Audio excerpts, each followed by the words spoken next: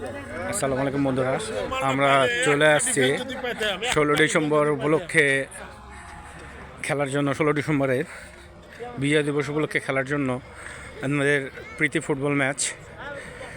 তো মাঠ আমাদের ঠিক চলছে, ঠিক করা হচ্ছে। দেখতে পাচ্ছেন আপনারা যে লেবারের কাজ করতেছে। পুরো মাঠের অবস্থা এখন বাজে অবস্থায়। অনেক সুন্দর ছিল একসময় মাঠটা, আরও সুন্দর হবে এবার। সবে যে এখানে সবাই আছে প্রস্তুত, তো মাঠের কাজ চলছে রীতিমতো। তো খেলা দেখার জন্য সকলকে আমন্ত্রণ করতেছি।